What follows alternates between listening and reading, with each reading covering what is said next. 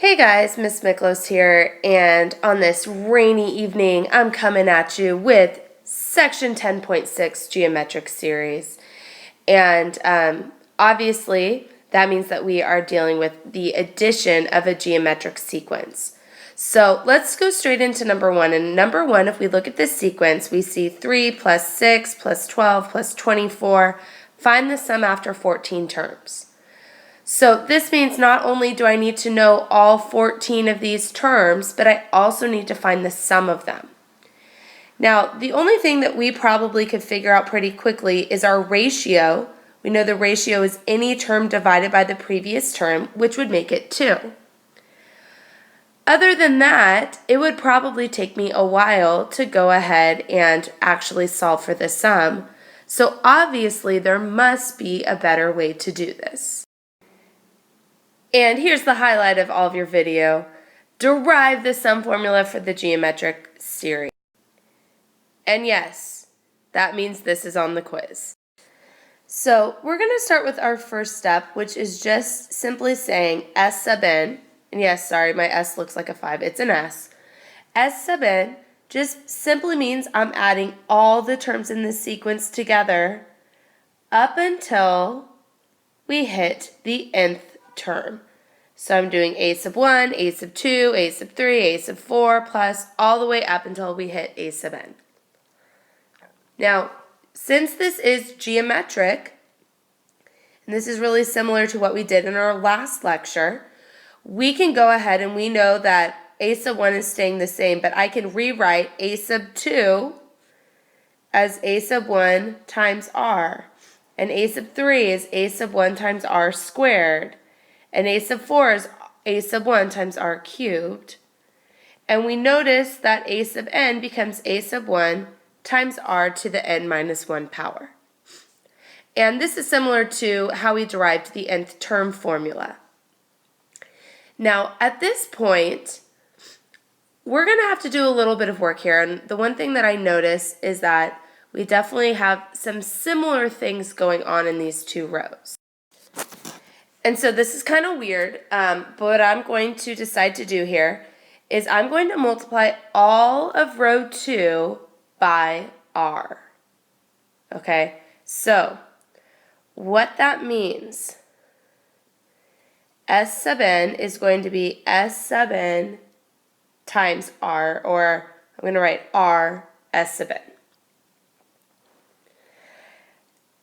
A sub 1 times r, I'm going to leave a little space, and I'm going to write it as a sub 1 times r. A sub 1r times r would become a sub 1r squared. A sub 1r squared times r would become a sub 1r cubed. And I would continue and go on and on until I have a sub 1r to the n minus 1 plus, when I multiply a sub 1r to the n minus 1, let's just think about this for a moment. A sub 1r to the n minus 1 times r, that's like r to the first. So I know that when I am multiplying things, I add their exponents together. So those ones cancel out, and I get a sub 1r to the n. Now, in looking at this, some of you guys might be wondering how the heck I got a sub 1r to the n minus 1. And the reason why is because even though it's not written out, we really have more terms in that blank spot that happens right in here. In fact, the term previous to a sub 1r to the n minus 1 is a sub 1r to the n minus 2. Okay, because that would be that r would be would have an exponent one number less than this exponent. If I multiplied this by r, I would get n minus 1. Okay, so that's kind of where this is coming from, is that I have all these terms in here that I'm not writing out, but I realize that when I multiply, everything kind of in between here is going to be exactly the same. So now we're going to do something else kind of strange. We are actually going to subtract row 3 from row 2. Okay, so let's do this step by step. On the left side of my equation, I have S sub n minus r times S sub n. Okay, so I'm going to go ahead and write S sub n minus r times S sub n. And now I'm really going to go column by column. So I have a sub 1 minus nothing. So I'm just going to write a sub 1. Because I know a sub 1 minus nothing is just itself. Now if we look at our next column, I have a sub 1r minus a sub 1r. And those magically go away. Well, technically it's not magic, it's math, but they disappear. Okay, a sub 1r squared, a sub 1r squared, those go away. A sub 1r cubed, a sub 1r cubed, those go away. Everything in this giant void goes away. These a sub 1r to the n minus 1s go away. Then all of a sudden I have nothing minus a sub 1 r to the n. So I'm left with minus a sub 1 r to the nth power. So just kind of to recap what we've done up until this point. We should feel good up to 2 because that's kind of common sense in our minds because we are all brilliant Honors Algebra 2 students. What got a little bit tougher is when I multiplied this row by r. Okay, so that gave me r sub n. R times s sub n. When I multiplied a sub 1 times r, this is what I got, and I left this little space. And when I continued to multiply by r, this is what we ended up getting up until we got a sub 1 times r to the nth power. Then we subtracted row 3 from row 2. On the left side, okay, I have s sub n minus r s sub n. Then I went column by column. And my first column, I was just left with a sub 1. All these middle columns really canceled each other out, and then I had nothing or 0 minus a sub 1r to the n. Okay, so that's how we get to this point. Now at this point, this is going to be much more mathematical and not just guessing what the heck we're supposed to do. But if I look on the left side of my equation, I definitely see that I have a common factor of s sub n. And if I take s sub n out, I am left with 1 minus r. Okay, just remember if we redistribute that, it should equal this previous line. Likewise, if I look on the right side of my equation, I notice that I have an a sub 1 in both of those. Okay, so I have a sub 1 times 1 minus r to the nth power. Now, my final step here is going to be to get s sub n all by itself. And the way that I could do that is by is dividing both sides by 1 minus r, because that would undo this multiplication. So I get s sub n equals a sub 1 times 1 minus r to the n over 1 minus r. And this is the formula that we are going to be using. Yay, this was a fun derivation. I know you guys are really happy with me right now. And unfortunately, this is on our quiz. The good news is this is not going to be on our test. Okay, I'm not that mean. I'm just checking if we can logically think through this on our quiz. So you may need to watch this particular section a few times. Now, the good news is using it is going to be pretty straightforward. So why don't we go ahead and look back at problem number 1. Okay, so here we are back at number 1, and we had already established that r was equal to 2. So our new formula, s sub n equals a sub 1 times 1 minus r to the nth power over 1 minus r. And just a few quick notes. I knew that this was geometric, obviously, other than this obvious sign here, by the fact that I noticed in these terms that we were multiplying to get to the next term. I knew I had to use a sum formula because it says sum. So just a reminder, on our test, these are definitely the questions that I need to be asking myself. So if we look at this, okay, we know we are trying to find the sum of 14 terms. And I know that a sub 1 is 3. I also know that r is 2. And this is what can be a little bit tricky at times. It's kind of been established to do n minus 1, but here it just says n, so I have 2 to the 14th power over 1 minus 2. Now, our calculators obviously are going to be extremely important, but we do need to remember that sometimes our calculator can't do everything we need it to do. Okay, so I'm going to go ahead and put this straight into my calculator and see how it works.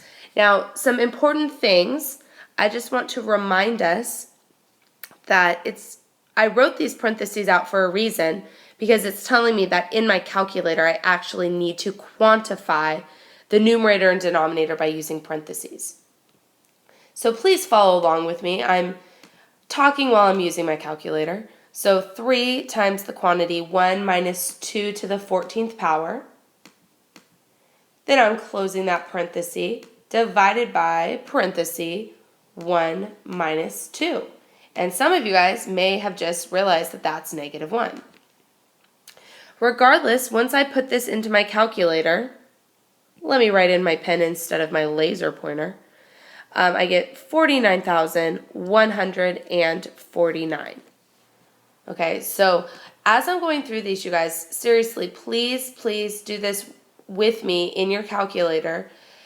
You can especially see that once we get to some fractional ones, it might get even a little bit tougher. Okay, moving on to number 2. Now, number 2, how do we know this is geometric? This time it doesn't say geometric, but it gives us this nice hint that r equals 4. I need to figure out which formula do we use, and since I see this giant S, I know that I should use my sum formula. So I'm going to do S sub n equals a sub 1 times 1 minus r to the nth power over 1 minus r. So substituting in the stuff I know, S sub 6 equals 2 times 1 minus 4 to the 6th power over 1 minus 4. So on a problem like this, where all the information is given to me, this is a pretty simple calculation because it really is just following order of operations and substituting those proper values in. When I put this into my calculator, I get 2,730. So the good news is a lot of your homework tonight is like this. The bad news is there are a few questions like our next example, which I definitely want to talk through with you guys. Okay, so number 3, we have r equals 1/2, a sub n equals 3/2, and the sum of n terms is 94.5. Ew, I don't like mixed numbers, but I'm actually doing this straight off of your homework, and that's what it says. And our job here is to find n. Now, what makes this one kind of interesting to me is that it gives me a sub n, it gives me s sub n, but it doesn't give us n, and that's what we're trying to find. So if I think, okay, well, I'm using our sum formula because it says s, that would be a good start. But as we will see as we start filling stuff out here, we're going to run into a few problems. Okay, for example, first of all, just kidding, what I was about to say made no sense. S sub n is 94.5. The problem here is that I definitely do not know a sub 1. I know that r is 1/2, but I do not know what n is. And I know that 1/2 once again is our r value. So what makes this one look really gross and ugly is that I have 2 different variables. And I know that when I have 2 variables, I need to have 2 equations to solve. Now, they give us another piece of information, a sub n. And when I see a sub n, especially in geometric, I should kind of think about our nth term formula. So I'm going to go ahead and use this formula, which is nice because then it's giving me 2 equations so I can actually solve this system and find both variables. So I know that a sub n is 3 over 2. Once again, I still do not know a sub 1. I know r is 1/2. And here it is to the n minus 1 power. And I'm going to do something kind of crazy here. I am actually going to start this off by multiplying both sides here by 1/2. And you might be wondering, why in the world would I ever do that? And I'll explain here. 1/2 times 3/2 gives me 3/4. Now, the nice thing that happens over here is that when I have 1/2 to the n minus 1 times 1/2, I would add their exponents. My exponent of 1/2 is just 1. So I end up getting 1/2 to the n power, which is going to make our job a little bit easier as we move on here. Okay, now I'm going to divide both sides by 1/2 to the n power because I am trying to isolate a sub 1. So I get 3/4 over 1/2 to the n power equals a sub 1. So what I'm going to do now, I'm going to look at this equation, and I'm actually, to make life a little bit easier, I'm actually going to distribute a sub 1 here, and I'll kind of show us why I'm doing that. It'll actually make things easier for us to work with in this case when I'm substituting in. So I have a sub 1 times 1/2 to the n over, I know that's just 1/2, so let's just make it 1/2. So when I substitute in here, I have 94 to the 1/2 equals, and I'm actually not going to substitute in for a sub 1 here. I'm going to substitute in for this a sub 1, and you'll see why in a moment. Okay, I have 3/4 over 1/2 to the n power times 1/2 to the n power over 1/2. And the nice thing that happens here is these 1/2 to the n powers cancel each other out, which makes it really nice. And then notice my n is gone and I'm just left with a sub 1, which you might think is a problem because we really need to find n.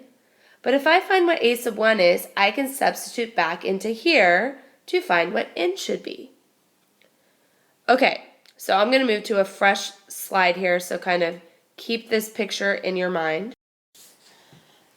Okay, so I finally got smart here and got rid of that 1/2 nonsense and made it 0.5. So, and then I just rewrote out our nth term formula as well. So the first thing I'm going to do, I need to isolate a sub 1. So I want to get rid of this 1/2. So contrary to popular belief, I'm actually going to multiply both sides by 1/2 because I want to cancel it out. Okay, a lot of you guys would think, oh, dividing by 1/2 is multiplying by 2. And that's true, but that wouldn't eliminate the 1/2. And that's really what my goal was here. 1/2 times 94.5 is 47.25. And that is an exact decimal, so that's why I'm going to leave it. So I get 47.25 equals a sub 1 minus 3/4. When I add 3/4, I get 48 is a sub 1. So now that I know what a sub 1 is, I can go look back at my nth term formula and see how that helps me out. So 3/2 equals 48 times 1/2 to the n minus 1 power. Now, obviously, I need to look at this, and this should bring us back to one of our favorite chapters this year. And that would be our logarithm chapter. Okay, and the reason why I'm saying it's like our logarithm chapter is that my variable is up in my exponent. Now, the good news is that doesn't necessarily mean that I need to use a logarithm to solve this. In fact, what I'm going to do, I'm going to multiply both sides by 1 over 48, or here just divide by 48. And this actually simplifies to end up being 1 over 32. So I get 1 over 32 equals 1/2 to the n minus 1 power. Now, one of the methods that we learned, we definitely could take a log of both sides, we could change this into logarithmic form, or we could look and see, can I rewrite 1 over 32 to have this same base? And I know that 1 over 32 is actually 1/2 to the 5th power. So I get 1/2 to the 5th power equals 1/2 to the n minus 1 power. At this point, I can set my exponents equal to one another, and after all this long hard work, we get a lovely answer of n equals 6, which we know is reasonable because it is a positive integer. So I just took you through what I think is by far the toughest question on this assignment. You'll find a few others that are pretty tough. And even though you have the worksheet key with all my work on it, I figured I would go through a tough one just so you could hear my explanation on why I'm doing those things. If you guys need help, please, please, please email me with a question. Come in and see me during help hours. And I hope you guys have a fabulous rest of your day.